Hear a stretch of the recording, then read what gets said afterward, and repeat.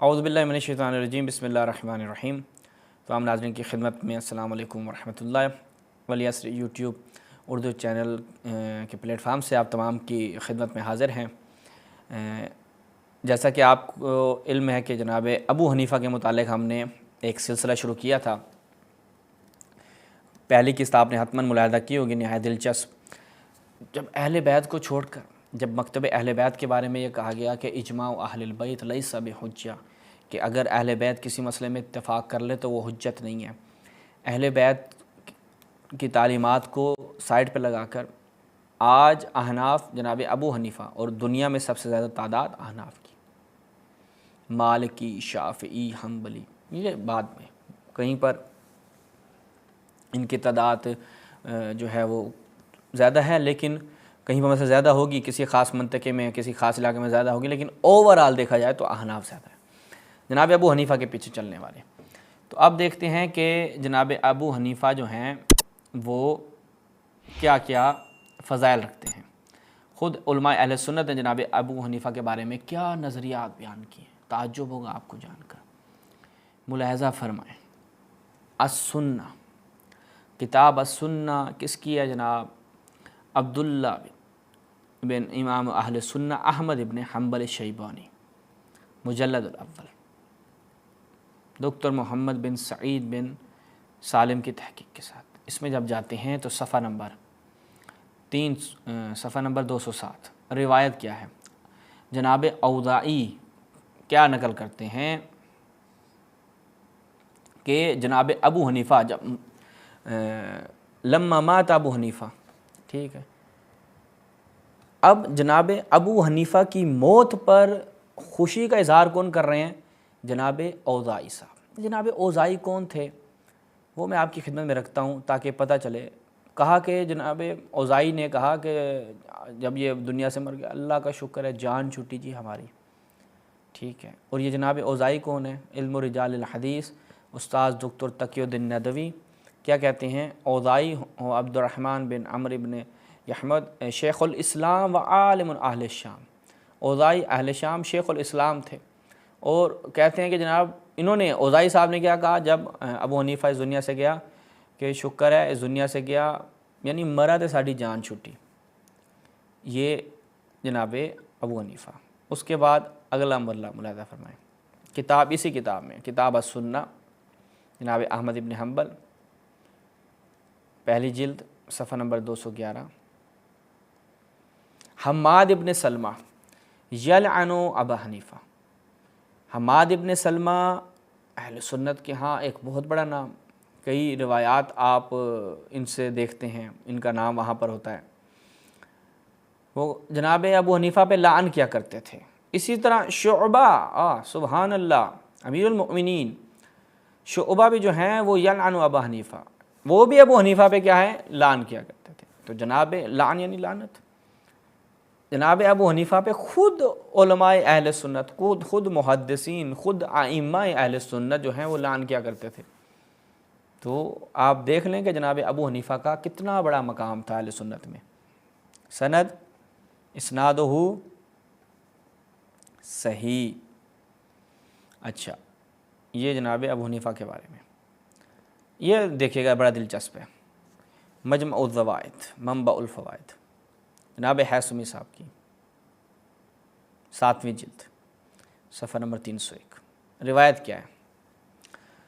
صنفان من امتی، دو طرح کے لوگ میری امت میں سے کیا ہے جی، وہ حوض کوثر پر نہیں آئیں گے، جنت میں داخل نہیں ہوں گے۔ دو طرح کے لوگ، پہلے قدریہ اور دوسرے مرجعہ، رجال ہو رجال الصحیح سوائے ہارون بن موسیٰ کے وہو ثقۃ۔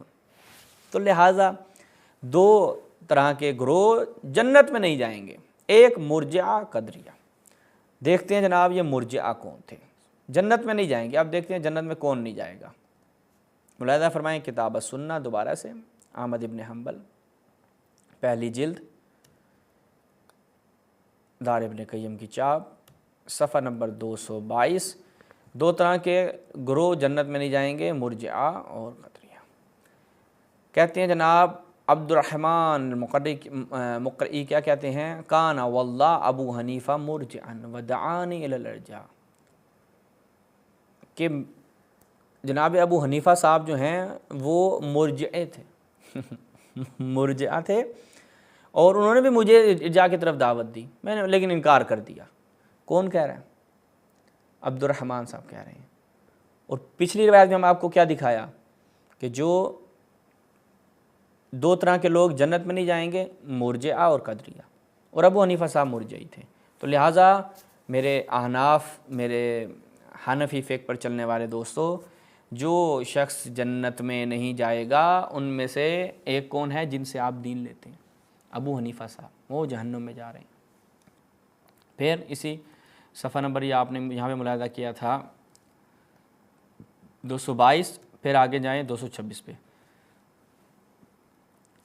یحییٰ ابن معین کیا کہتے ہیں؟ جناب ابو حنیفہ کیا ہیں؟ وہ مرجعی تھے، ٹھیک ہے، اور اس کی طرف دعوت دیتے تھے، ٹھیک ہے۔ وَلَمْ يَكُنْ فِي الْحَدِيثِ بِالشَّأْنِ، حدیث کے بارے میں کوئی اہتمام نہیں کرتے تھے، حدیث کے ساتھ ان کا سروکار نہیں تھا۔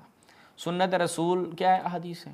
جناب ابو حنیفہ نے کہا نہیں، اپن جو ہے وہ اس سے کوئی ہمیں سروکار نہیں ہے۔ وَصَاحِبُ ابو یوسف لَيْسَ بِهِ بَأْسٌ، لیکن ان کے جو ساتھی تھے ابو یوسف صاحب، ان کا البتہ سروکار تھا، ان کے بارے میں ایسا گمان نہیں کیا جا سکتا، ان کے بارے میں ایسا نہیں کہا جا سکتا، ٹھیک ہے۔ تو یہ کون ہے؟ ابو حنیفہ صاحب، رجالہ ثقات۔ ایک قدم پھر آگے بڑھتے ہیں، دیکھتے ہیں جناب ابو حنیفہ کے بارے میں اور کیا ملتا ہے ہمیں۔ اوہ ہوئے، ملاحظہ فرمائیں تاریخ مدینہ السلام کس کی؟ جناب خطیب بغدادی کی، دکتر بشار آباد معروف کی تحقیق کے ساتھ۔ اوزائی اور سفیان ثوری یہ دونوں کیا کہا کرتے تھے کہ ما ولد فی الاسلام مولود اشام علیہم، کہ حضرت ابو حنیفہ سے زیادہ شوم، اور یہی معنی کریں گے، اور باقی اس کا آپ مترادف نیٹ پہ دیکھ لیجئے گا کہ ان سے زیادہ طول تاریخ میں، طول اسلام میں کوئی شوم، و میں کیا الفاظ استعمال کروں، شخص پیدا نہیں ہوا۔ آپ گوگل کریں گے آپ کو مل جائے گا۔ اور شافعی کہتے ہیں شر علیہم، یعنی اس سے زیادہ شر رکھنے والا شخص اب اسلام میں پیدا نہیں ہوا۔ کون؟ جناب ابو حنیفہ صاحب، من ابی حنیفہ۔ تو یہ جناب ابو حنیفہ کا ایک فائنلی تعارف تھا۔ آگے ملاحظہ فرمائیں،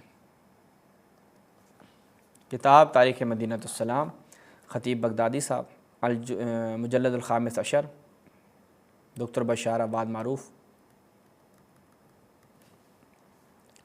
کیا کہتے ہیں جی؟ میں روایت آپ کے لیے لے آؤں۔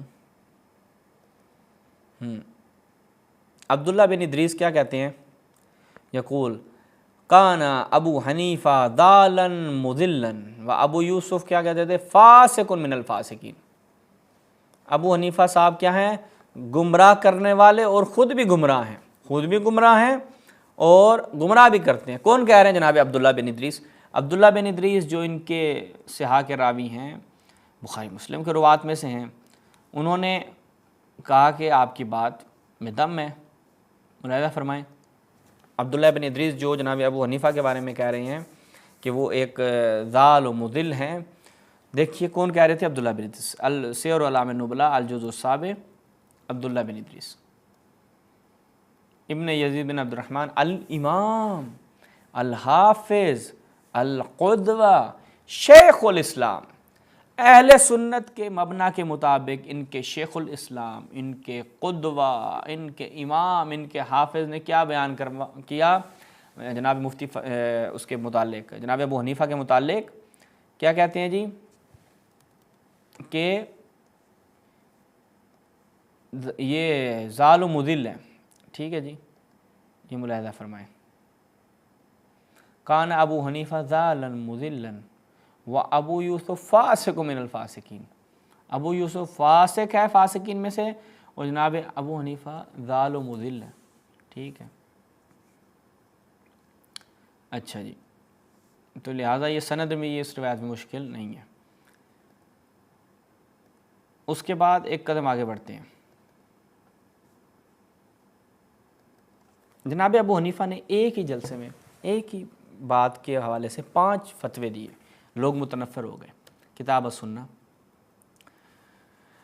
حفص بن غیاث جو بخاری مسلم کے روات میں سے ہیں، وہ کہتے ہیں کہ یحدث عن ابی قال كنت اجلس الى ابی حنیفہ، کہ میں ابو حنیفہ کے پاس بیٹھا تھا، فاسمعه، میں نے ان سے جو ہے وہ سنا کہ انہوں نے ایک مسئلے کے متعلق 5 طرح کے فتوے دیے، فی الیوم الواحد، ایک دن میں ایک مسئلے کے متعلق 5 طرح کے فتوے۔ وہ کہتے ہیں جب میں نے اس چیز کو دیکھا تو میں نے ان کو ترک کر دیا، فلما رأیت ذلک فترکتہ، میں نے اس کو ترک کر دیا، اقبلت علی الحدیث، اور میں حدیث کے اس میں چل پڑا۔